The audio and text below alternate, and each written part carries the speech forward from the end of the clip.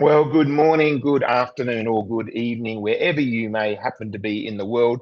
Welcome to the IAG live show.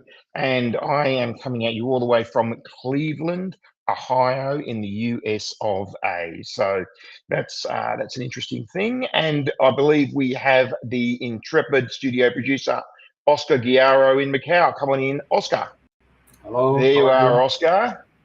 Different background today, Oscar. Yeah, I'm at home. We are in Chinese New Year. Chinese New Year. So you're celebrating Chinese New Year at home with the family. That's great. Yes, it's Chinese New Year, but IAG still working. Yeah, that's right. Yeah, we don't stop for anybody. We just keep going because the industry doesn't stop. The gaming industry. In fact, Chinese New Year is a very, very busy time. Perhaps arguably the busiest time in Macau. We're here bringing the news. All right, Oscar. Well, we'll try and make this a shortish one for you, and then you can get back to the family and enjoy the week off. It's fine. I cannot go to the street. It's full of tourists everywhere. Tourists everywhere. Well, that's one of the stories we're going to talk about. So we'll get onto that shortly. And why don't you hang around so you can say hi to Ben? Let's bring him in. Ben Blaschke, managing editor of IAG, still in Sydney, Australia. But still next to that picture, Ben. Yeah, that's how you know where I am, Andrew, next to my little fish behind me. Oh, when you come to Macau, when you come to the IAG Expo in September, you'll have that picture stuck to your head. Just walk in with that big so purple people can picture. Identify me, of course.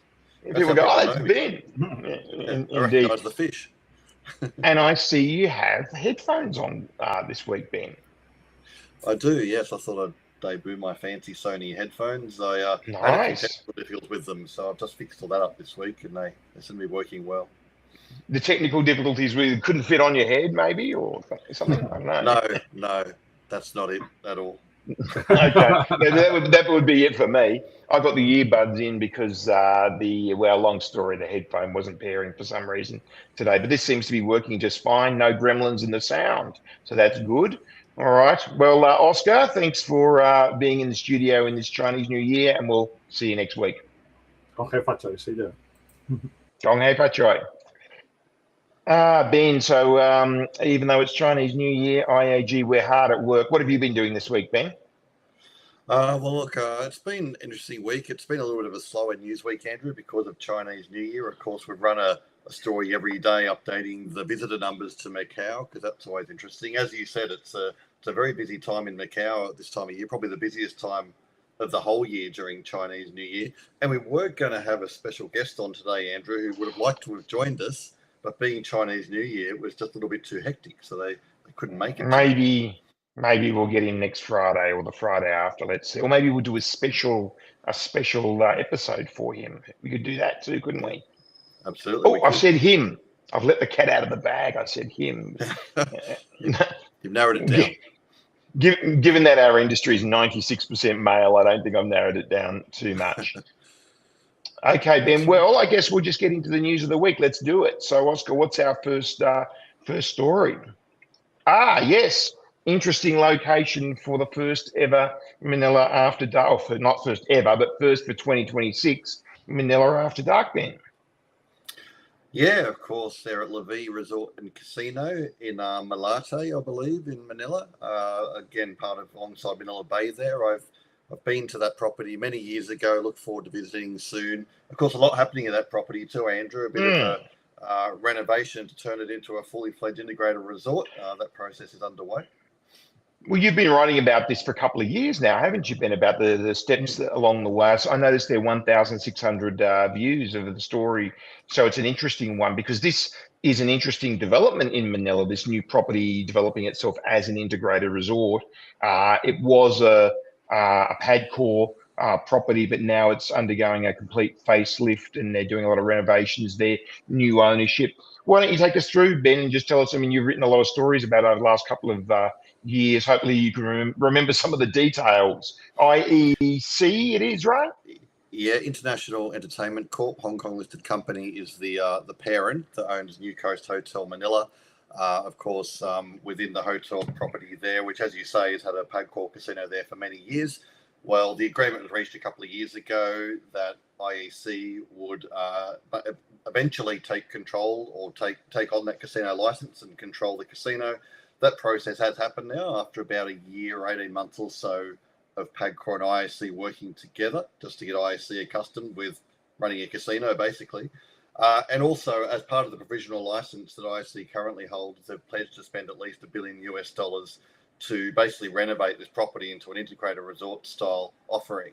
So that process is already underway. I believe, renovations are quite extensive throughout, but looking forward to IAG sort of, I guess, giving guests a bit of a preview of what they might expect in the coming years. Well, that's one thing about IAG. We like to get around to all these different places, and when there's a new place that the industry might be interested in checking it out, we can have an event there, and that gives everyone an excuse to go. So this will be a great excuse for people to stick your beak into LaVie and check it out and see what it's all about. Those four pillars there, I don't think that picture does it justice. Those four pillars are completely LED pillars, and they're bigger than they look in that picture. I think it's like a bit of a fisheye lens there or something like that. And that's actually exactly where the MAD is going to be. The Manila After Dark event is going to be right there in that space. So we're going to set up bars there and make it a nice area. So those four great big pillars with their LED will provide hopefully some advertising space for our sponsors. And it'll be a chance for everybody in Manila to go and check out LaVie. LaVie being the name of the integrated resort, and New Coast being the hotel. So now in Manila, you'll have Solaire and Entertainment City, Okada Manila and Entertainment City, Newport World Resorts, of course, opposite the airport. Then what is now Westside, that's going to be one of the stories we're going to talk about in Entertainment City. And then we'll have LaVie as well, and Solaire North. So you'll have 6 integrated resorts in Manila, in Metro Manila. And Malate, not that far away from Entertainment City. If there's no traffic, 20 minutes. If there is traffic, perhaps 45 minutes, something like that. So it'll be interesting, and we hope to see everybody there on April the 14th, our first MAD for the year. Yep, it should be a great event, Andrew. If you haven't been to a MAD, I recommend coming along there. They're a lot of fun. They're very, very casual, very, great chance to network, meet people, have a quiet drink and catch up with everybody in the industry. Yeah, and it is, of course, invitation only. But if you're watching this and you want to, and we haven't invited you and you want one, get in touch with IAG. I'm sure we can organise that. All right, let's move on to the next story. So Manila After Dark. Okay. This is a bit esoteric. We got a story about doing a video about a story with the video in it. We interviewed Danny McDonagh last Friday. I think it was Friday. You and I both interviewed Danny, and neither of us said, well, I certainly hadn't seen him for quite a long time. It was quite a good interview, wasn't it? Yeah, Danny was in fine form. I think he was in Manila at that particular moment in time chatting to us. Of course, the interview was about the fact that Danny has just been announced as tournament director for the Aussie Million Festival coming up at Crown Melbourne, late April, or 24th of April to 10th of May. So Danny being by far the most well-known and respected tournament director in this region is a natural choice to oversee the Aussie Millions. It's first time back in 6 years. So good to talk to Danny about what to expect, what he's been up to, various thoughts on the Aussie Millions and poker in general. So if anybody wants to jump in and have a look at what Danny has to say. I do recommend it. It was a really enlightening and fun chat with him we had last week.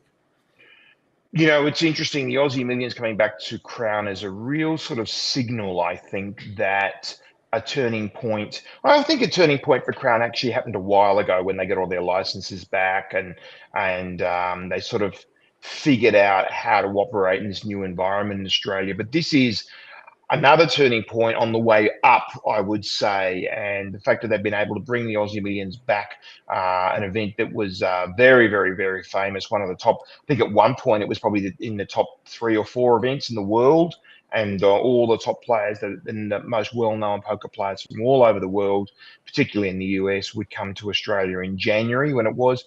But this year, in its first year back for 6 years, it is April 24 to May 10, I want to say. I think I'm right. I think I got those dates right. So the main event will be towards the end of that. So look, yeah, and Harold Sakmarkos, of course, very well-known gentleman in Macau, was in Macau for 20 years. So a lot of people watching this today would know Harold. He's now running gaming back down at Melbourne, where he started his career at Crown Melbourne. So we wish Harold a lot of luck and success with this. I know he and Daniel from the poker room have put a lot of running the poker room there, have put a lot of effort into this to make the Aussie Millions a big success. So I think we have another story about that too later on. So let's jump on to the next one, Oscar.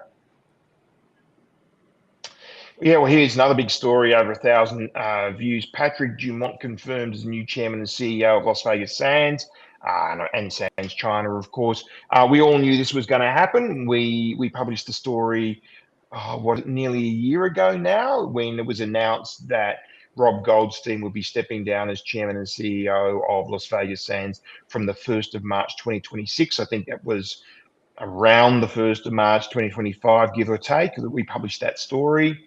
And this has played out exactly as expected. So the board have now come out. What was the date of this, Oscar? This was a few days ago, maybe mid-February, I want to say. 14th of February, Valentine's Day. There you go. What were you doing working on Valentine's Day, Ben? You should have been... No rest for the wicked, Andrew. No rest for the wicked. My keep. Yes, earning your keep to pay for the chocolates and the dinner that night. But yeah, look, Patrick Dumont going to be the chairman and CEO of Las Vegas Sands. It's very exciting. I will be in Las Vegas the day. I'm actually flying to Las Vegas on the 1st of March that day, so I'll be in the same town as him, and it will be very interesting to see where he takes the company then.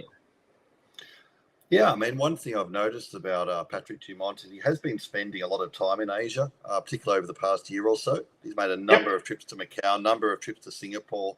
He was actually, he's sort of been in charge of getting this Marina Bay Sands expansion off the ground too. He's had, been personally overseeing a lot of the government relations and things around that. So quite hands-on in Asia. And they're basically an Asian company now, aren't they? They're based in Las Vegas, but their operations are all in Asia, in Macau and Singapore. So, I mean, I think that's interesting, first of all, that he's certainly making his presence felt in the region, which is good. It's good that he's doing that. And, well, as you say, I'm interested to see, does he make big wholesale changes? What can we expect when he sort of takes the top job of Las Vegas Sands? I guess we'll find out over the next year or so.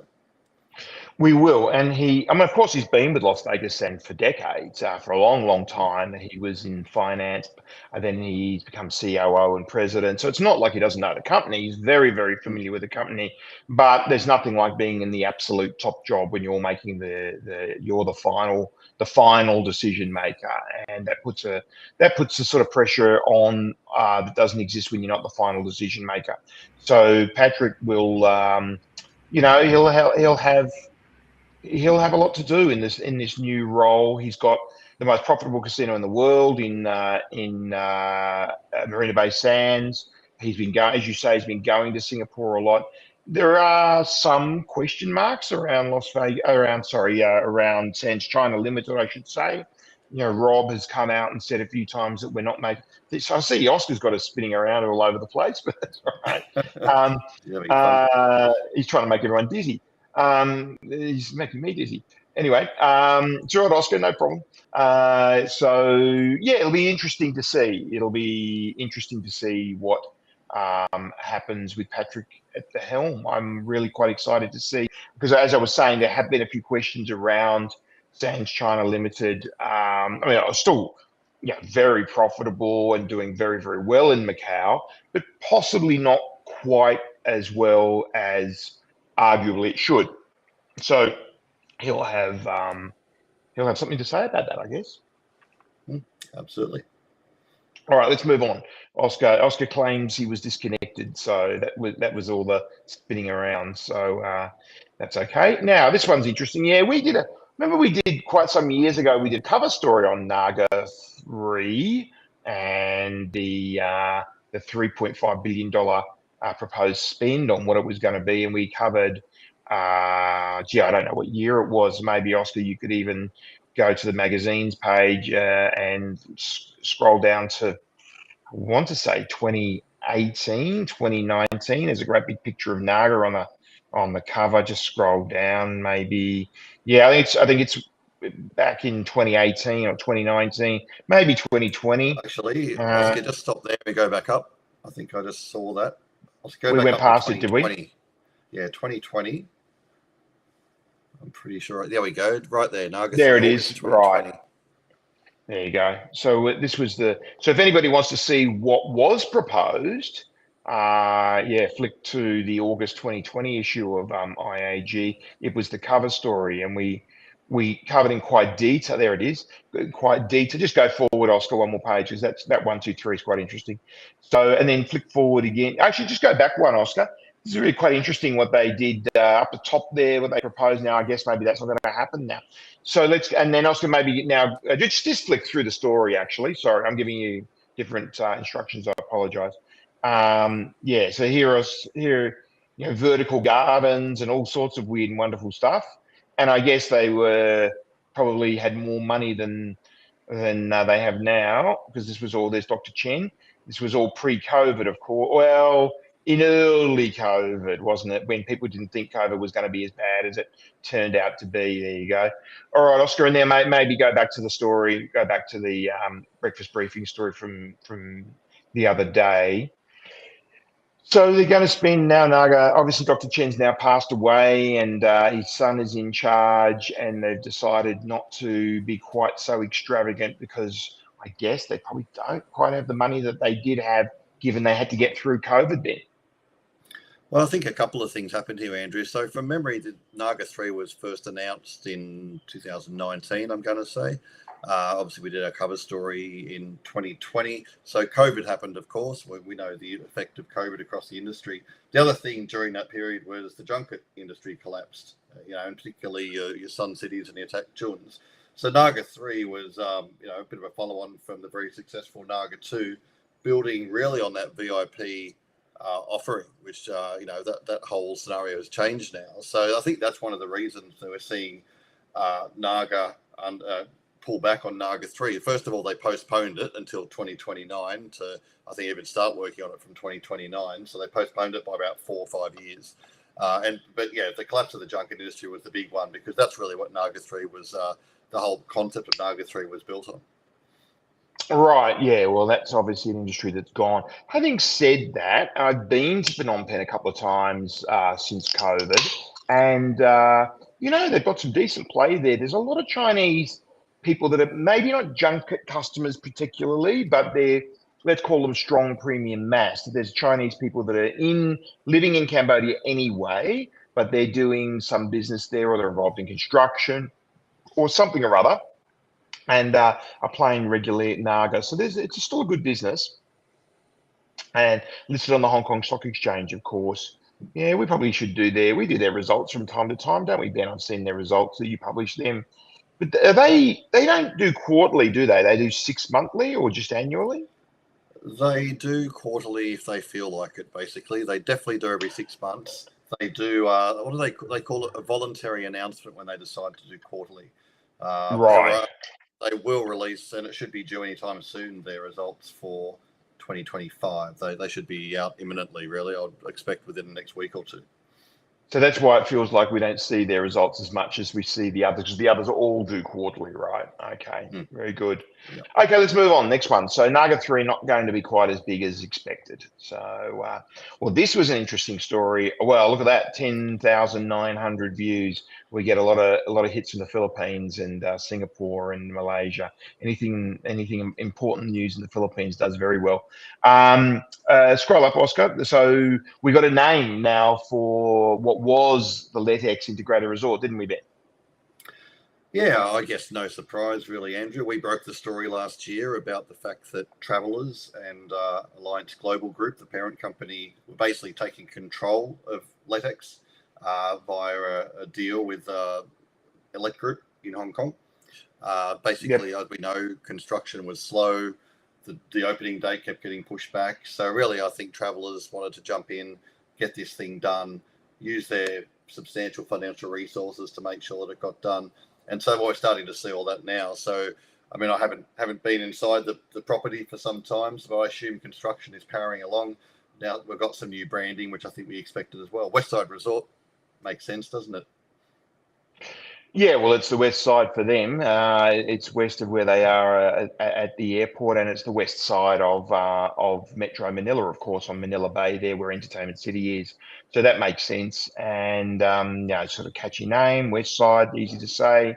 So why not? And look, I think it'll be very interesting to see how this plays out, because of course it was on Newport's land anyway. So when it was a LetX under former Sun City, it was going to be leasing a leasing type arrangement, because it was under the Newport license. So technically Newport is an entertainment city license, but was allowed originally to open near the airport with the proviso that they did eventually open an entertainment city property. Well, this is it. This is the entertainment city property that they're meant to open. So this is in very close proximity. For those people who don't know, this is in very close proximity to Solaire and Okada Manila and City of Dreams Manila. So all four properties will be within a very short drive, not really a walk, a very short drive, a 1 or 2 minute drive from each other.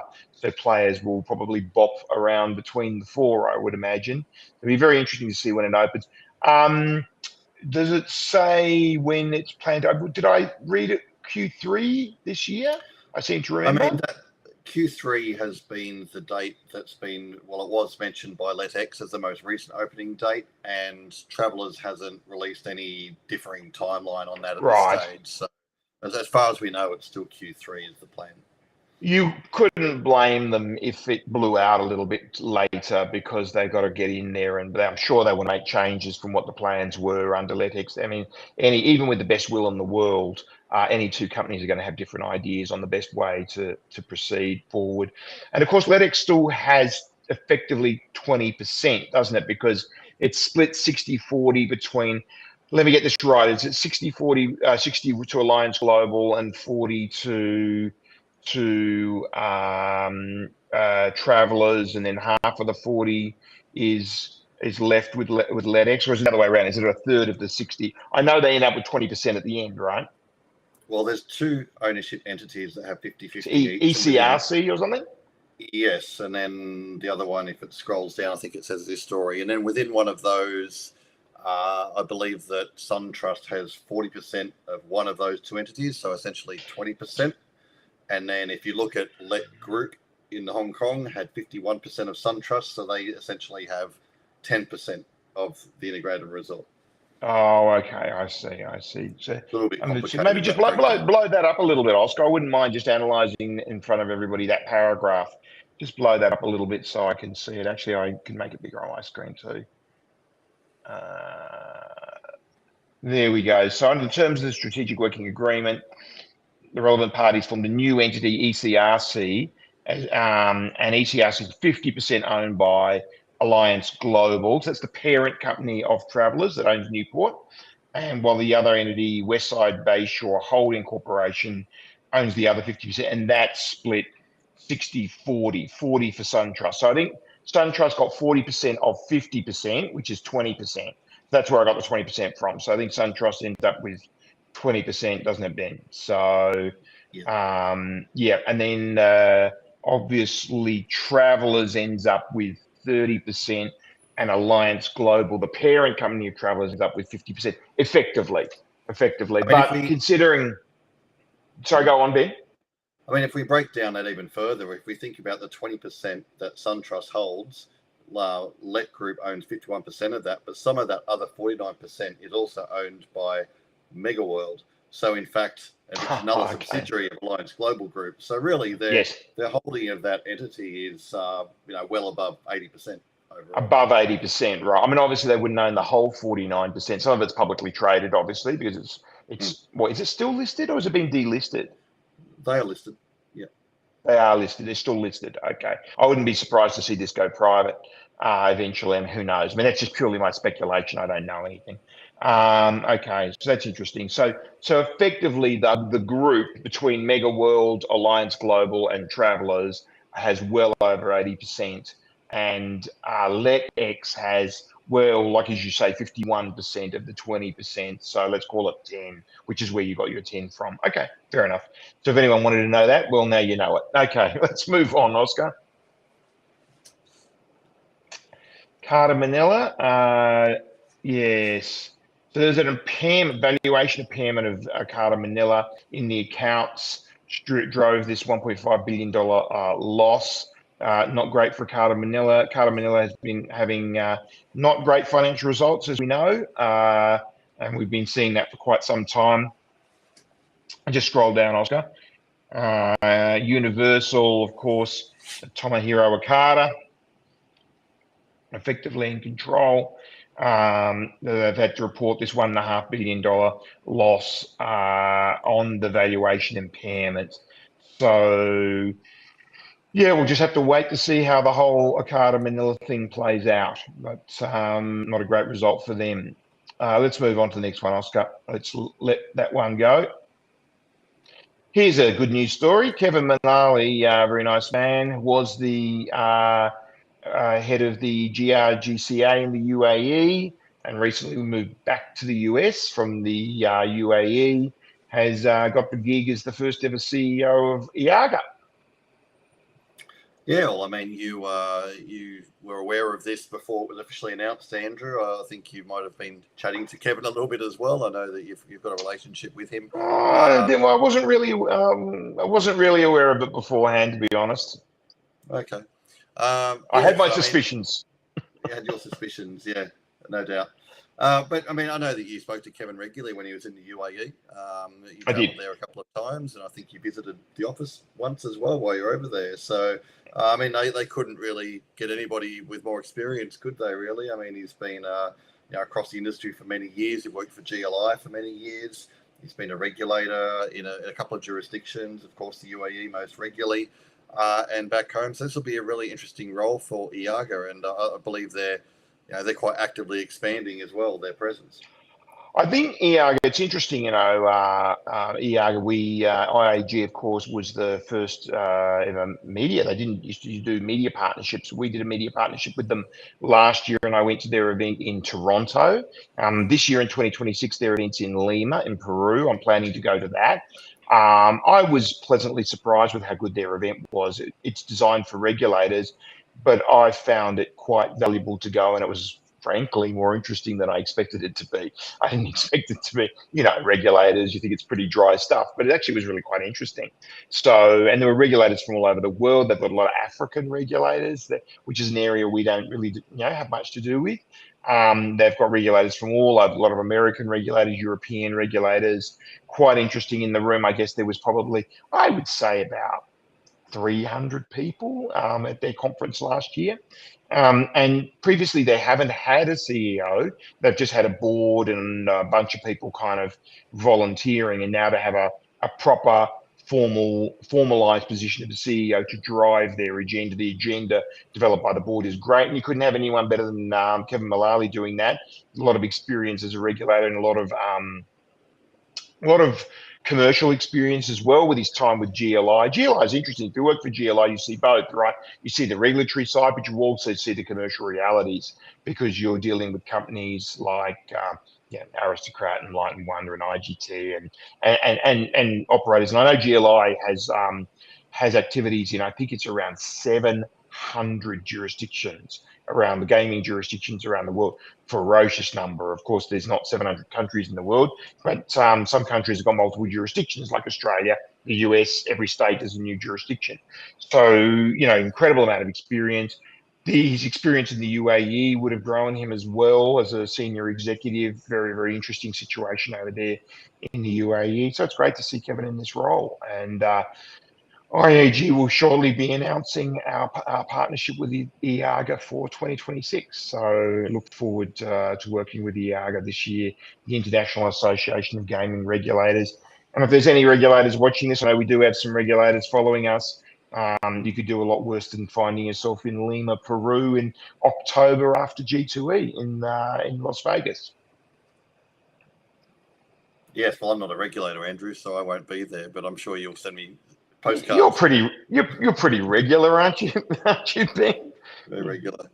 Yeah, I was going to just make a comment about Kevin before when you mentioned about the fact that at GLI he saw both sides of the equation. I thought it was very interesting. He gave a talk he did it by Zoom, but he gave a talk in September at the SBC summit when he was still with the UAE regulator. And he spoke about the fact that he was very keen at that stage to really encourage suppliers and industry to innovate, to bring forward new technologies, to put things forward to the regulator and say, hey, we've got this. And he said, we want to help you bring it on board. We don't want to be a regulator that stalls advancement. And I thought that, that's probably from his experience with GLI, is just understanding the whole industry ecosystem and the value of, a regulator is there to support the industry as well as to regulate it. Yeah, look, very much so. I remember him saying, if you've got some weird and wonderful technology, don't be afraid to bring it on and we'll figure out how to regulate it. Don't you fit within our boxes, we'll fit within yours. What a great thing for a regulator to say to the industry. So that was very progressive of him, I thought, and good for the industry to grow. All right, Oscar, let's move on to the next one. Well, here we go. Crown the Aussie Millions. Harold told us they've got over 100 seats sold already. A good start, Ben. Yeah, that's a great start. I mean, we're still 2.5 months out from the main event kicking off. For people that may not follow poker, 100 seats may not sound like much, but really most of those seats will happen over the closer the tournament gets, the more buy-ins you'll get. The satellite schedule. Satellite is a means of players to pay a smaller amount of money to play in a tournament where they can win a seat of a higher value. So there's a satellite schedule that's really picking up pace in March. That's really only just started, the satellite schedule. And of course, any player that buys in directly is probably going to do so on the eve of the tournament or even after the tournament has started. So, well, look, sorry to interrupt you, but I was going to say 100 seats. They're $10,000, those seats. Well, 10,600 actually, to be precise.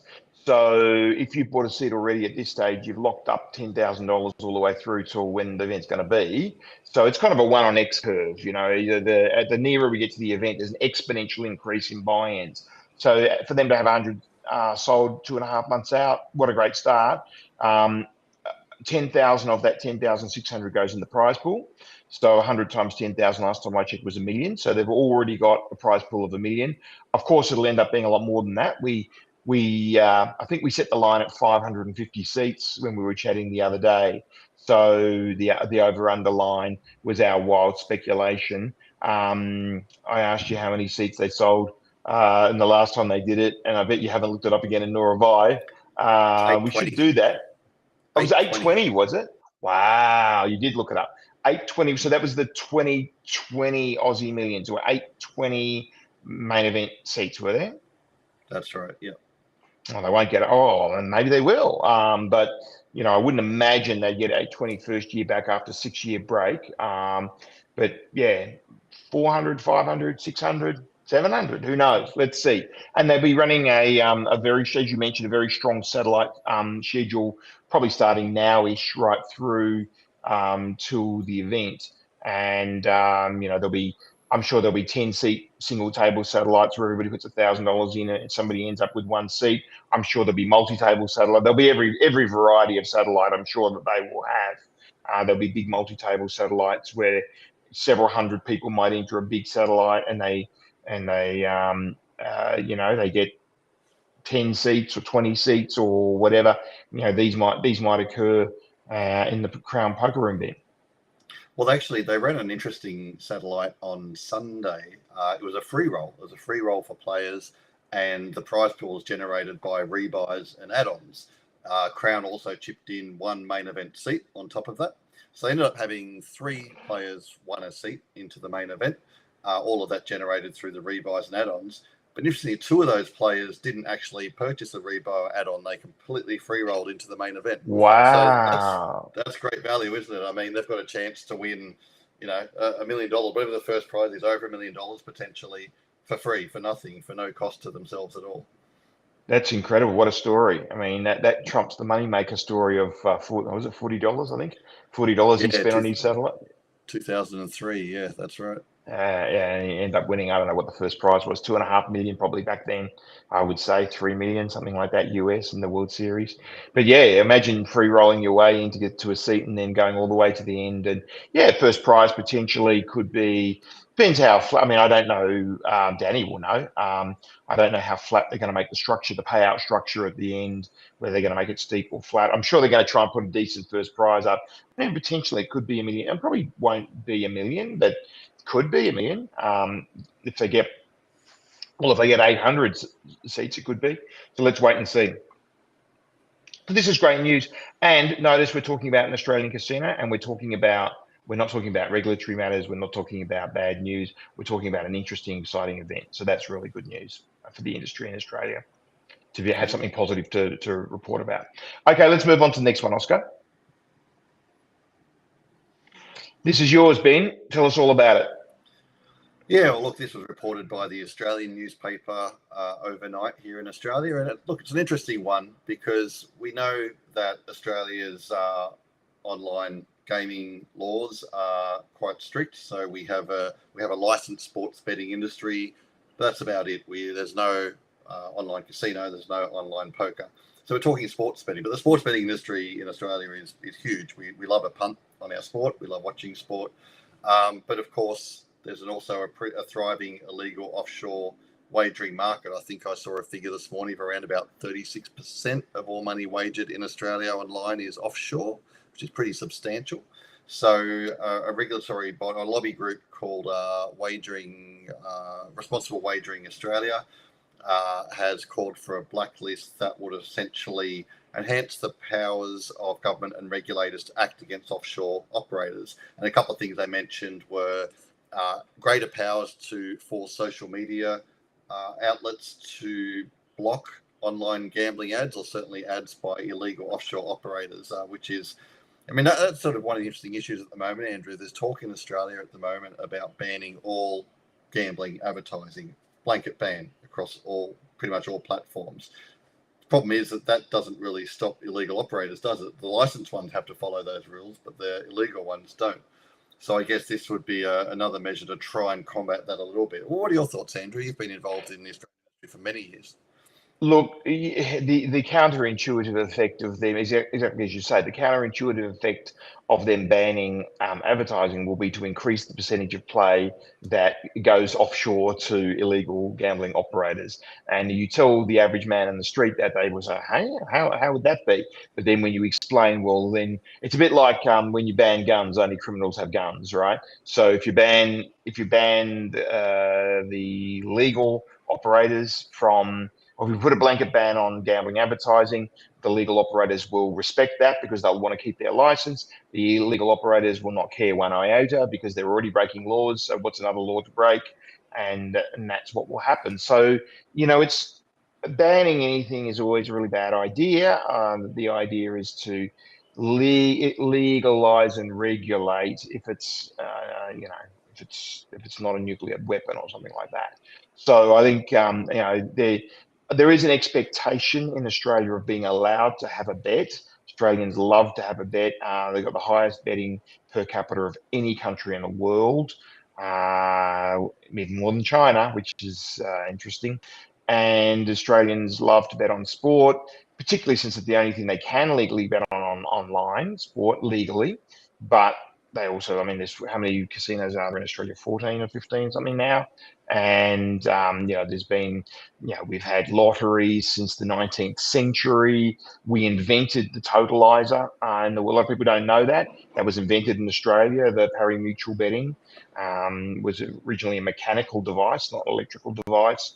So Australians expect to be able to have a bet on something, and if you can't do it legally, they're going to find an illegal way to do it. So I think this sort of very harsh position in Australia is not tenable. The problem is, politically, nobody wants to go into bat for gambling organisations. So it's a very popular stance politically to be very anti-gambling. So this is the conundrum you get in Australia, and you end up with a lot of illegal gambling, just like we've got a problem in Australia with tobacco. Huge problem in tobacco, because now they've taxed it to the nth degree, to the point where a packet of cigarettes could be $60 or $70, and people just can't afford that. And so now you've actually got organised crime getting into the tobacco industry in Australia, which is insane.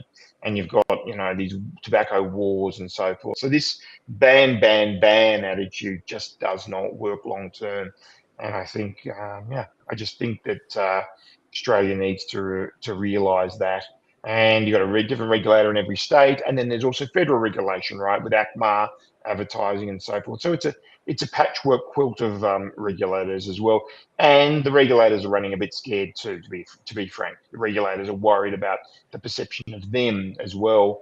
They've been caught asleep in the wheel in the last decade in Australia, so now they want to take a race to the bottom to see who can be the most brutal, I guess. But you're there, Ben. You're there in Australia. What are your thoughts on this one? I think you've covered that pretty well, Andrew. I will throw in a bit of a plug, actually. So for anybody attending Regulating the Game next month in Sydney, I'll be moderating a panel on this exact topic: illegal offshore wagering in Australia, the impact of the black market on Australia. And it's going to be a great panel because we've got Michael Phelan, former head of the Australian ACIC, Australian Criminal Investigation Committee. Commission. I mean, commission. I think. Yeah. We've got Carolyn from the ACMA, that's the communications regulator. We've got Armina from Crown, a friend of ours. We've got David from Entain. And we've got Kai Cantwell, who is the person quoted in this story from Responsible Wagering Australia. So interesting panel with people from regulatory side, enforcement side, operator side. And we'll really be delving deep into this. So that'll be quite interesting, Andrew. And yeah, everything I agree with you with all of that is, but I think that banning hasn't really solved any issues. But it's a nice quote for a politician to say we're banning. Yeah, ultimately. It sounds good and simplistic. What day is your panel? Is it on day 1, 2, or 3 of regulating? It is late on day 2, Andrew. I believe around about 4 p.m. So if you grab yourself a few coffees to keep yourself awake for that time of day. Well, if it's on day 2, I'll be introducing you because I'm chairing that day. It's regulating the game. So there you go. So we'll have a beer afterwards in Sydney. Yeah, anyone interested in going to regulating the game? It is Paul Newsom's event down there. It's a great little event and getting better and better every year. I think it's been going about 6 or 7 years now, and getting better and better every year. And that is March let me get it right. It's the Tuesday, Wednesday, Thursday of that week. So it's March let me get it right, 6th, 7th, 8th, 9th, 10th. It must be the 11th, is it? 11th to 13th or 12th to 14th? Something like that. It's that week anyway. Yeah. That seems so far ahead of what I'm focused on right now. I can't even remember, Andrew, but it's around 9, 10, 11, sometime around that week. You know what? I think it's 10, 11, 12. I think it's March 10, 11, 12. I think the 13th is a Friday the 13th of March. So yeah, it was Friday the 13th of February, and February's a 28-day month, so it must be Friday the 13th of March, and it's that week, so it must be 10, 11, 12, because I know it's the Tuesday, Wednesday, Thursday, so you must be on the 11th. It may be starting on the Monday, though, this week, from memory. I have to double-check that, Andrew. Yeah, I think he went to Tuesday, Wednesday. Anyway, yeah. I think he went to Tuesday, Wednesday, Thursday. But anyone can check out the website, regulating. I should know this. Regulating the Game. Just Google it, and you'll find the website, and it's all there. And I'm sure Paul would be delighted if you want to buy a ticket. And there's networking events in the evening, and he's got a whole bunch of other things attached to it. It's a good little show each year. All right, what's the next one, Oscar? Wow, look at that. 227,943 people in a single day. That's incredible, isn't it? Yeah. Look, Chinese New Year. Wow. It's a huge time of year for Macau, and of course Macau's been on the rise for about a year now, and yeah, just huge numbers. So we've sort of saw a bit of a slower start to Chinese New Year this year, really calendar based, but it's a long Chinese New Year as well. I think it's 9 days this year, which is Yeah, it quite a is. lengthy golden week. But yeah, I mean, it's kicked off now. We had actual Chinese New Year itself was actually on Tuesday. So, the third day of actual Chinese New Year is really when things kick off, and people have done their family stuff. They've caught up with family, and now they're ready to play, Andrew. Well, I'm going to divide that number by 86,400. Why am I dividing by that number, Ben? I should know, but I don't know. No, you shouldn't know. Don't worry. Only nerds like me know. It's the number of seconds in a day, and Right. that gives you 2.6. So 2.6 people per second, every single second from midnight to midnight in a day. Isn't that an incredible amount of people to cross into Macau? And remember, the border gate at Gong Bay, the main border gate, is not open 24 hours. It is open 19 hours. It's open from 6 a.m. till 1 a.m. So on that day, it was only open 18 hours. No, because you get the 1 a.m. at the start. So 19 hours. There is 24-hour entry into Macau across the Lotus Bridge from Chongqing, and also in via the big bridge, let me get it right, Hong Kong, Macau, Zhuhai, the HZM bridge. That is 24 hours a day. And there are a couple of other small ways to enter in Macau. You can come through the airport. Not many people come through the airport. And you can also come on the ferry from Hong Kong, of course, which is not 24 hours anymore. It used to be, but it's not anymore. So it wasn't even, it's not even easy to get into Macau. There's probably 5 or 6 hours a day where it's not that easy to get into Macau. So you're probably getting the grand majority of that 228,000 people probably came in an 18-hour period. So you can probably up from 2.6 per second to something like 4 per second, or to 3.8 per second. That is an amazing, considering the population of Macau is only around 600,000 people, the entire population of Macau. So it's a third or more than a third of the entire population of Macau entering into in a single day. And do we have the scroll down? What's the aggregate number now up to? Is that 750, total of 750? That's total movements. Okay, what's the aggregate? You got that? Macau's Yeah, welcome you total got of around 780,000 779. in 5 days.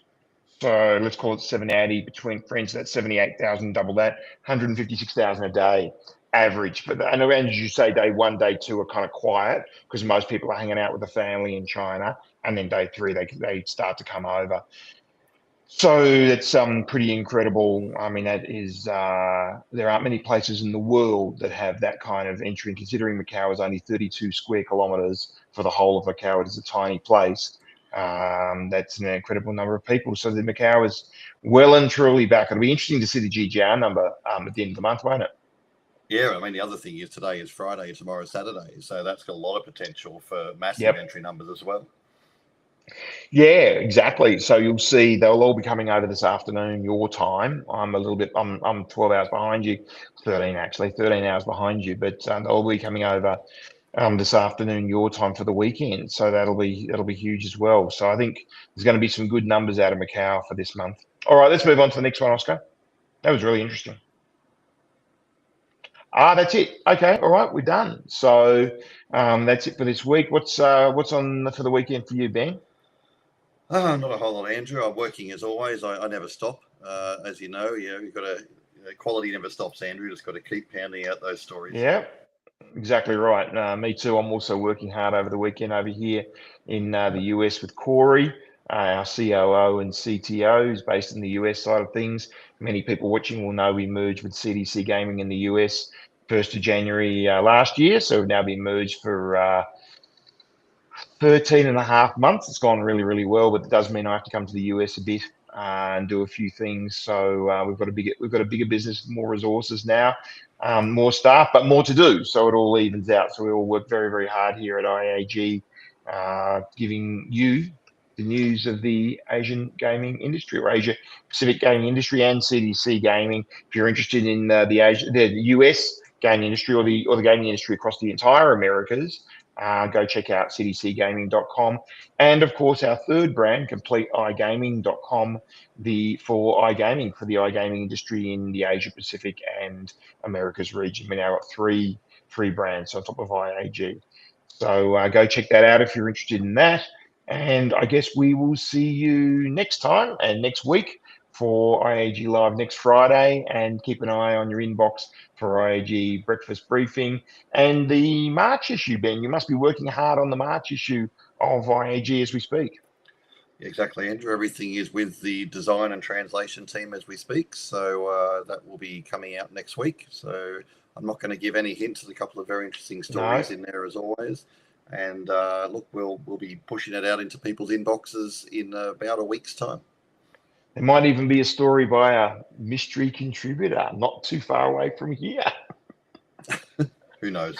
No, that wasn't very cryptic. All right, well, enjoy the weekend, and we'll see you next time. That's it from myself and Ben, and we'll see you next time on IAG Live. Bye for now.